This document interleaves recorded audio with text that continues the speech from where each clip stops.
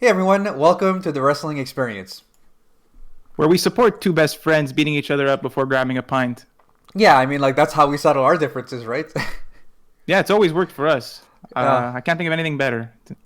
yeah, exactly. It's, Raw in a nutshell. Like, I personally thought that it was a little bit of a slug. I did think that the latter half of the show was a lot better than the first half of the show.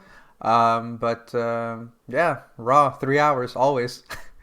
Yeah, it's hard because all the storylines are interesting Yeah. that currently in on Raw, but just this felt like a lazier episode than like last week, for example, where it Right? felt like everything was kind of fresh and Yeah, interesting. exactly. I'm So Jess. I'm Janny. And the show opens up just like on SmackDown. We have a 10 bell salute for Pat Patterson. And also throughout the night, we do see a couple of video packages of Pat Patterson, which I think is really, really nice that we got to see the Raw superstars also kind of pay homage to him. And Randy Orton has a promo in the ring. And I thought it was really, really good, man. Like Randy Orton, again, we've talked about it. During the pandemic era, he's been on fire when it comes to his in-ring wrestling, but also just his promo. And he talks about how any ordinary man would just tremble at the thought of facing the Fiend, but he's no ordinary man. Unlike the Fiend, he doesn't wear a mask, and he shows the darkness that surrounds him. And when his time comes, and when he passes on, he's gonna look at the devil in the eye and tell him that the most evil man on the planet has come home. And I was like, man, that was some great delivery by Randy Orton. Excellent. You forgot the part where he said he broke his moral compass, which I thought was a nice touch too. Yeah. And then Bray Wyatt shows up via the Firefly Funhouse because Randy Orton wants to get in, right? That's the whole point. Randy Orton wants to be invited to the Firefly Funhouse, right? Yeah, exactly. And it's not any sort of Bray Wyatt. It's a new Bray Wyatt. This is game show Bray Wyatt. Well, yeah, they want to like they mentioned games and Bray Wyatt's excited. He wants to play a game, and yeah, he transforms into game show Price is Right, I guess. Hmm. Bray Wyatt, where they kind of ask a question about how Orton should be punished tonight. There's also some cool prizes. Like one of the prizes was the corpse of Friendship Frog. Poor Yeah, guy. He didn't last very long. poor guy. Unfortunately, who are the contestants? It was the Buzzard, it was Rambling Rabbit, and the Huskus the Pig, and neither of them get the question right. Also, Unfortunately. to note, Alexa Bliss is not there, which is a bit disappointing. He mentions that. Hmm. But even though the contestants got it wrong, he always has the right answer. And Orton just pretty much says he wants to he's gonna deal with the Fiend at TLC, but he wants to deal with Bray Wyatt tonight. And Bray Wyatt accepts the challenge. So our main event is going to be Bray Wyatt versus Randy Orton. I think that's going to be really exciting. And probably the best part of the show, in my opinion. So we're going to move on to Asuka versus Shayna Baszler with Lana and Nia Jax that are ringside. But before the match, there's kind of a silly segment in Gorilla Position where basically Nia is kind of hyping up Shayna. And she puts down Lana, talks about how she's going to demolish her and contort her body and all that. And Shayna's like, yeah, we're going to make sure that her front is going to look like her back and her back looks like her front. And then I think Nia was like, yeah, she's going to have boobs in her back or something like that. I don't know. I just thought it was silly. Yeah, it was kind of nice to see Nia like talk up Shayna when they're always at each other's throats. But yeah, that was a little weird, but kind of funny. But yeah, they're gonna beat Asuka tonight, and they're gonna beat up Lana next week. That's the plan. And they have a match at TLC for the tag titles. I don't know if that was announced at this point or a bit later, but that's pretty much what's going on. And then we have this match where like wasn't really much to talk about, right? Shayna and Asuka were going at each other for a bit, and then Lana and Nia get involved, and it looks like Lana's gonna go through a table again, but she's able to counter and get the best of Nia, and all this is distracting Shayna, who gets rolled up for the 1, 2, 3. So it was like, okay. Yeah, I mean, obviously, if there was something notable to talk about in this match, we did get to see a very impressive battle of submissions between both Asuka and Shayna Baszler. We all know that they're submission experts. They even call Shayna the submission magician. Let's not forget that. But yeah, it was basically Shayna Baszler just being distracted for a good 2 minutes. Like, it's just Yeah, ridiculous. And like just made her character look terrible. Like, why is she distracted by everything? yeah, exactly. And It did nobody any favors here, except Lana, who looked kind of cool in here, but no, it did no favors to anybody else. yeah. So now we have a flurry of segments. The first one, we have the Hurt Business. They're walking backstage, and some poor employee is kind of picked apart by Cedric, who is incensed. He's been on fire. He's been really pissed off the last couple of weeks. And then after that, we see a recap of the Drew McIntyre and the Miz and AJ Styles saga, which we'll get to see a bit more of that in my not so favorite segment of the night. And we also have Ricochet and Dana Brooke backstage with Riddle. And Riddle, man, I love this character of his, of him just kind of having these brilliant business ideas and just kind of wanting to kind of belong and whatever. Like, I feel like it's working. But essentially, he's looking for MVP and Lashley. You know, he's asking Ricochet and Dana Brooke if they've seen them. And they're kind of busy and they just want some privacy and they want to discuss strategy. And he has his donuts in his hand. And I'm like, man, you know what? Those donuts look pretty good too, though. And I mean, I guess they were just regular donuts that he started calling bronuts. He probably like bought them at like a Dunkin' Donuts or something. Yeah. And so essentially, Sarah Schreiber comes in and she interviews Ricochet and Dana Brooke, and she wants to know how this team came about, because Ricochet was kind of like this little loner guy or whatever, and he's like, listen, I have no problem being in a team, and he talks about strength and numbers and showing Retribution what real change is about. And I've actually just noticed that Dana Brooke is sporting a black eye, and she points it out too. Yeah, exactly. And she talks about teamwork and how she's not gonna hesitate to slap Ali around again. And and she owes her a black eye from last week. Yeah, and we also have like a package of Retribution. Ali talks about being a patient man, but his patience has worn thin, and how both of them are going to meet their end at the hands of Retribution.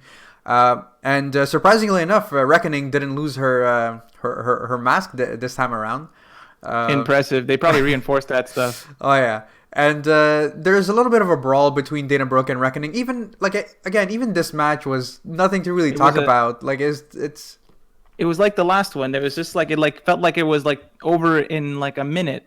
It probably was a bit longer than that, but that's pretty much what it was. And people are getting distracted and losing. That's the theme of tonight's episode, literally. But my question was, what was Reckoning distracted by? She was in control, Ali. And then she's the one that talks to Ali for like 5 seconds, and then Dana Brooke just hits a sit-out slam for the win.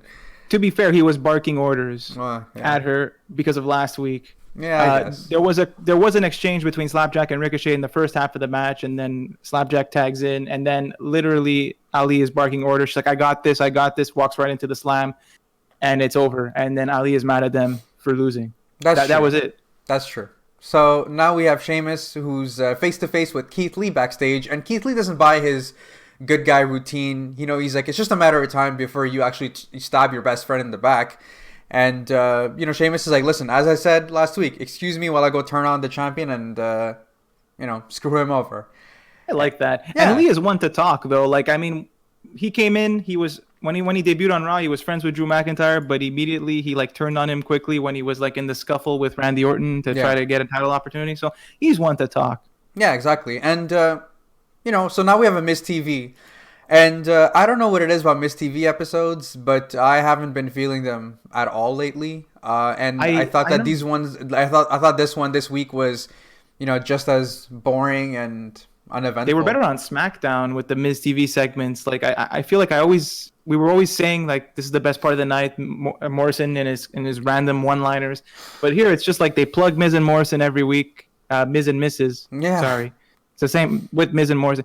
But I do think this segment was particularly good when the faces came out. But the first half of the segment is an interview with AJ, and it's basically what's the plan for TLC, And AJ's like, I never faced Drew McIntyre before. It's gonna be the first time, but his plan is to use tables, ladders, and chairs because it's a TLC match and knock him out cold. And then they ask, will Drew even make it to TLC after tonight? Yeah. And then they start making fun of the Scottish and Irish accents, and they're really not good at all. Morrison said he practiced watching Shrek to get the accent. It was all in the... I laughed at that, though. That was the only funny line, and that's why I'm bringing it up, because I don't even remember what Miz said he did to practice. Oh, he said that he said that he watched a lot of Liam Neeson movies. Oh, yeah, okay. You reminded me. That's terrible. Yeah. But obviously, this leads to Sheamus coming out, and Sheamus is more impressed by the accents than we are. He said, "Great job, you guys are great, brilliant stuff." But he's tired of people saying or implying that he's going to betray Drew. Turns out Sheamus can't do math according to Morrison because he's completely outnumbered. It's 4 versus 1 even 4.5 versus 1. I think they make that comment later because I guess almost is like 1.5 dudes. Yeah. But Sheamus is not outnumbered, right? Because your boy Drew comes in. He has a nice little wave at them, which I thought was funny. And but when Drew McIntyre comes out, actually, yeah, I was gonna mention I really liked Drew McIntyre's promo because it was just some guy who was like, listen, I'm just gonna beat the crap out of you. And he talks to The Miz and how he talks about how, he's been watching, what's the show? Miz and Mrs. And how Maryse is the one that actually has his balls in her purse. And this is before he gives them credit. He says they have they have guts because they keep coming back. Guts, no balls. Yeah, exactly. And he mentions how The Miz actually has Morrison's balls as his sidekick bitch. And it's kind of true. I feel like Morrison has become like the lackey, and I feel like he should be on the same level, if not even higher. But of course, I completely agree with you. I think that Morrison definitely deserves a lot better, and maybe this is the promo that kind of snaps him. I have no idea, but there's a brawl. The faces they clean house, and Drew just launches the briefcase into the stratosphere. It went far. AJ doesn't get involved here at all. He kind of like slips out, and just Miz and Morrison get beat up. And yeah, that was a beautiful like toss. He like tossed it across the entire Thunderdome. Yeah. It hit an LED and like broke one of the panels, which was also hilarious. So I mean, you said Miz TV was a bad segment. I mean, it wasn't that bad. I thought it was entertaining, especially when Drew and Sheamus showed up. Yeah, I think it was a bad segment. Still funny. It was a bad segment until Drew McIntyre and Sheamus came and they saved it. But AJ's part was also funny. Come on. Yeah, I guess. All right. So we do have Kofi Kingston versus Shelton Benjamin up next, which is pretty cool because it was one of Kofi's original rivalries. I don't know if you've noted. I don't know if you remembered, but... Well, if I didn't remember, Tom Phillips reminded me. He did mention it like a couple times. And it's not the first time he mentions it. He said it like 2 weeks ago as well. But again, this match is not a match. Yeah. It's not. It's basically... Kofi is, being worked down by Shelton Benjamin. We do see a couple of dropkicks by Kofi Kingston. He's going for the SOS, but Shelton beautifully reverses it with a gut-wrench powerbomb. I thought that whole sequence looked really, really good. But towards the end, Shelton is kind of all dazed and confused because Kofi launches him into the barricade. He does make it, I believe, to the 8 or 9 counts, but barely. And Kofi just hits him with the Trouble in Paradise for the win. And that's not even quite what happened because it was Shelton in full control. Kofi lands awkwardly, hurts his knee, and gets tossed outside. And Shelton charges at him, and Kofi dodges. So Shelton charges into the barricade himself, and Kofi did nothing. He just hit him with the Trouble in Paradise on his way back in. But this, at least, there's a part 2 to this New Day Hurt Business saga because Cedric is upset and he's tired of them ducking challenges and ducking the Hurt Business, and he wants to. And if Kofi's a true champion, he will come back and face him. So Kofi again faces him again with the knee injury being a big part of this match, with Cedric being very aggressive and attacking that. Kofi does have more offense in this match, and this is more of a match than what we just saw. He almost wins with an SOS, which was nice. There was a beautiful brainbuster from Cedric. But of course, the knee plays into this, and he's able to hit the lumbar check, Cedric, on Kofi to win. And this time he celebrates with the Hurt Business, right? He doesn't just run away and leaves them behind confused, which was interesting to point out. Well, the funny thing is that while he was celebrating with them, but that was more towards the end because when he won, he goes on the top rope, he's celebrating, he goes on the other top rope, he's celebrating, and Shelton Benjamin's just what's going on? They still played that part. Yeah, but it was more reasonable. It's more of course he's going to celebrate by climbing the turnbuckle. Everybody does that, and then they're still in the ring together. Yeah, absolutely. So now we have our next match. It's a handicap match. We have Drew McIntyre and Sheamus versus AJ Styles, The Miz, and John Morrison. I thought that the story being told was fine. The match was really good as well. I really enjoyed it. Drew McIntyre works on John Morrison. He works on The Miz, but clearly his focus is on AJ Styles. He wants AJ Styles. AJ Styles wants no part of this match. And he don't want none. And then when Sheamus comes in, Sheamus does kind of hold his own, but we see the heels are basically working, turn by turn on Sheamus. AJ Styles puts him on a calf crusher, but Sheamus actually fights back with the white noise. Drew gets the hot tag eventually. He cleans house. We see multiple belly to bellies, his beautiful looking kip up. He hits both of them with one of those at one point. Like, it was Yeah. both Miz and Morrison that took one. That was nice. Yeah, exactly. But Drew does get blindsided by AJ Styles. Sheamus comes in to help out. He bro kicks the Miz, but he also accidentally bro kicks Drew McIntyre. And Styles takes advantage of that. He hits the phenomenal forearm on Sheamus, and that's how they win. So it seems that there's going to be some tension, or not, between Sheamus and Drew McIntyre. And stay tuned because it's about to happen. But first, we have more Lana and Asuka backstage. And Lana is afraid to face Nia alone. Like, she thinks she's a great team with Asuka and they might be able to win the tag titles, but she's afraid and she doesn't want to face Nia alone. Presumably it's next week that there's a one-on-one match. But Asuka gives her a pep talk and Lana begins to believe in herself. But as Asuka walks off, Nia's there and Lana looks scared and kind of walks away. And we just see Nia staring menacingly in the camera. So we'll see what happens there. Maybe Lana puts Nia through a table. Oh my god, that would be incredible. But you know what? I don't blame Nia because it's been 3 weeks now that Lana and Asuka have come out on top. So she's looking like a little chump right now, and I love to see that. She's probably dealing with withdrawals from not being able to put Lana through a table for 3 weeks now. That's true. She's like, it's like a drug to her. She like has to do it. Yeah. So now we're backstage with Charlie and Sheamus. Sheamus knows what's coming. If Drew's not going to come and kick his ass, he's going to have to do it before him. And it wasn't intentional. Like, Charlie was like, well, no, was it intentional? He's like, no, like, of course. Like, I didn't mean to do it. Drew shows up and he's like, you know what's about to happen, do you? But first, there's a break. That was so weird, though. I'm just like, because we come back after the break and there's already a brawl going on between these two. So I'm wondering what happened between the break and, when we come back. It was one of those "It's Boss Time" commercial things that they do on SmackDown. They took a page out of SmackDown's playbook there. Yeah. But they're fighting, right? They're brawling in catering, and I'm like, it's always in catering. Poor people that put up all the food nicely, that are putting healthy, great food for them, and it just gets all demolished. It would have been great if Riddle came in to offer them bro nuts. Hey guys, settle down, have some bro nuts. But instead, obviously it would have been better that because of what happens to the person that tries to break up the fight instead, better that it wasn't Riddle. Because they do try to break up the fight, and then instead of breaking up the fight, Drew and Sheamus decide to beat up the person breaking up the fight anyway and put him through the table. And then they make up and they go get pints, so good for them. Yeah, Sheamus like, you know what, you're the one that's going to buy the pint, you cheap bastard. I don't know, I just thought it was really funny. I love this bromance between Sheamus and Drew McIntyre, but you know what though? There might be another bromance brewing up because we have Bobby Lashley.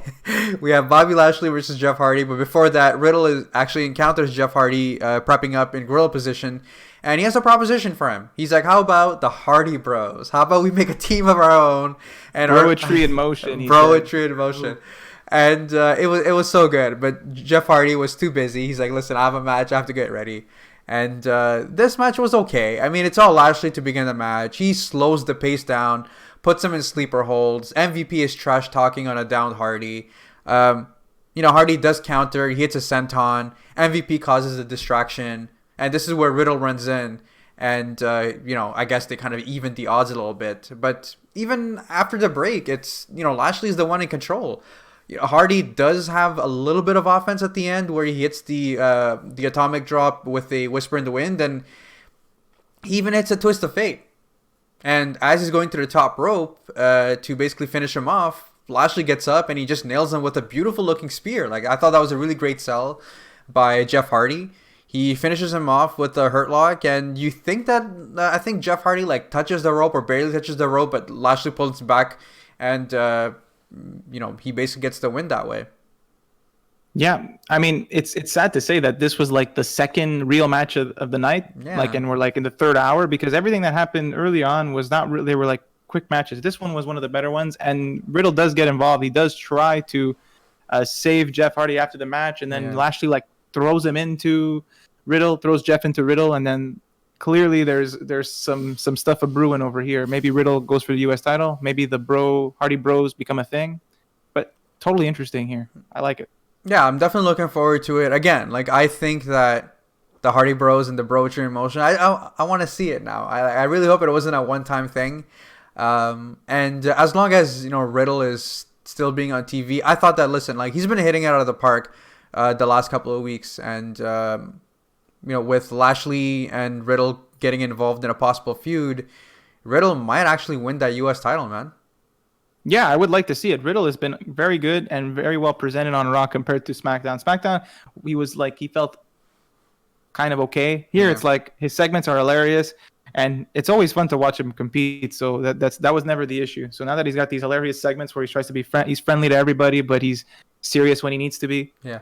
I dig it. I dig it too. So before our main event, Randy Orton is backstage and there's a knock on his door. When he opens the door, it's Rambling Rabbit. And Rambling Rabbit just says that Wyatt can't wait to see him in the ring. And I thought this main event was really, really good. And obviously, we all know that Bray Wyatt is not the most powerful wrestler. We all know that it's the Fiend, right? It's the Fiend that's like nearly indestructible. And that's what we kind of saw in this match. There was one thing that I really, really liked is when the action was taken outside and Wyatt actually slams Orton onto the announce table. He gets a mic and then he says, "Yowie wowie, we'll be right back." I thought that was pretty funny. And after the break though, it's all Randy Orton. He's like slowly dismantling Bray Wyatt. Yeah, that's the opposite of everything you've ever seen before, because usually someone will do a big move, we'll go to commercial, and when we get back to commercial, the person who did the big move is in full control in a rest hold. But this was like the opposite. Yeah. Bray did the big move, and then we come back, and Orton's beating him up. But Bray's enjoying the beating. He's got smiles on his face. He's very happy. He's having a great time. Yeah. He's having fun, Moggle. Yeah, and he's about to go for his sister Abigail, but Orton reverses that with a neck breaker. And Randy gets a little cheap shot in there. He gets a thumb in the eye of Bray Wyatt. And he hits the DDT, and as he's charging up for an RKO, the lights, they start to fade to black. And before they go completely dark, he does manage to hit the RKO on Bray Wyatt. Exactly, and the cutter. So the lights come back on, and I thought that this is where the pandemic era no crowd thing works perfectly, because clearly it wasn't Bray Wyatt that quickly changed into the Fiend. It was definitely, a camera cut or something like that. It was already edited and whatnot, but I thought it was beautifully done. When the lights come back on, it's not Bray Wyatt anymore. It's actually the Fiend. And Randy Orton is shocked, and Bray Wyatt puts the mandible claw on Randy Orton, and that's how the show comes to an end. But I thought it was a pretty effective way of using this no crowd and using a pre-taped segment. Oh, yeah, absolutely. This was one of those cool, like, Undertaker teleports moments, like, just taken up a notch. Yeah. I didn't know what to expect. Obviously, I didn't expect a clean finish, and I expected the Fiend to show up at some point, but this was an interesting way to do it. Yeah, and I don't think that Randy Orton is going to win this feud. I do think that Bray Wyatt needs to get that win. Or the Fiend needs to get that win. Hopefully Alexa Bliss will be back by then. It seems that Alexa Bliss was shooting like a TV show or something like that. That's why she couldn't be on Raw. I think that's what the real reason was. I don't know what the kayfabe reason was. Oh, wait, I think the kayfabe reason was that... was it Alexa Bliss was afraid of what Randy Orton did to her last week or something? That's what they said, and that's what Bray said in the Firefly Funhouse at the beginning. I don't remember exactly, but he did mention why she was gone. Yeah, but yeah, so I don't know. Like in a nutshell, I think that the episode got a lot better as it went on. But if you look at like the matches itself, as you were mentioning, and you made a great point, there weren't that many matches that didn't have a distraction, and the fact that it's kind of sad to say that Lashley and Jeff Hardy was one of the matches where it had a clean finish. It's kind of sad. You know what I mean? I did think that the handicap match was great. The tension between Sheamus and Drew McIntyre and how they basically just kind of diffused that situation with their bromance. I thought that was great. Matt Riddle being kind of in a prominent role was great too. We did see Keith Lee, but he just had like a 30-second segment backstage with no match. And I thought that honestly, you could have removed Miz TV altogether and replaced it with something else. Yeah, you're probably right. It wasn't a bad episode, like I said at the beginning. I didn't think it was bad, but if you were looking for good matches, you weren't going to find them. You only saw two of them, the handicap and the main event. Lashley and Jeff Hardy was fine too, but it wasn't spectacular. But the other ones were basically 2-minute distraction fests. Even Orton got distracted at the end of his match. Sheamus got distracted when he kicked Drew. Everyone got distracted tonight in every match, even the good ones, which was kind of annoying. The backstage segments were solid, though. Like, Riddle segments were great.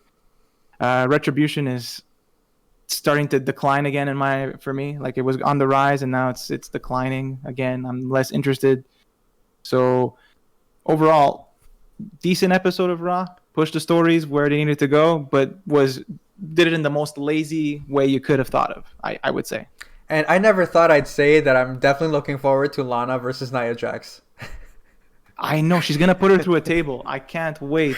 They have to do something. They have to figure out a way to make that happen, even if it's Nia crashing into the table herself. That would be incredible. And what do you think? I mean, we are a week and a half away or something like that, a week from Sunday away from TLC. Time is going by real fast, man. What are the chances of Lana and Asuka actually winning those tag titles? I think they have a decent chance. I think they have a decent chance of winning, even though they'll probably lose them right back. I think they're winning, though. But I think it'll be a feel-good moment. So I would not be surprised if they win. Depending on how it develops, it's totally possible. I would love to see Lana win it, and then she can go on TikTok with that title and just do her dances. That's basically everyone wins there. There you go. So that was our recap for Raw. If I had to give it a score, I'd say 6.5. I think that's pretty fair for this episode of Raw. Definitely looking forward to SmackDown. I don't know if you saw a tribute to the troops, but we saw Sasha Banks and Bianca Belair team up. And they did an incredible job against Natalya and Bayley. But it seems that it makes sense that after we see Sasha Banks and Carmella kind of finish it off, I think Bianca Belair would be next in line to face Sasha, right? Seems that way. I wonder how they're going to go about that. Will Sasha become more of a heel to push that storyline? Yeah. It'll be interesting. Well, but let's not overlook Carmella. I think she's been doing a great job in here, and she's a very credible threat to the title. Absolutely. So if you guys want to know more about that, stay tuned for our Friday night SmackDown recap. And that's it, guys. Thank you for the support. If you do appreciate our content, make sure to hit the subscribe button and the like button below. And we'll see you in the next one. Hey, did we get any emails from Matt Riddle? We did shout him out saying we were interested in his business ideas, but we never got back from him, right? Maybe I gotta check my DMs, man. Who knows? Maybe he's check been DMs, spam. Check the spam. Maybe he sent you some other. I don't know what do bros use to communicate? Well, I don't know. Maybe he actually did send us an email, but it was Matt Riddle 420 at something.com, and our Gmail filtered it out. They were like, "Oh, this is junk mail," and then we just never. Matt Riddle 69420 at hotmail.com.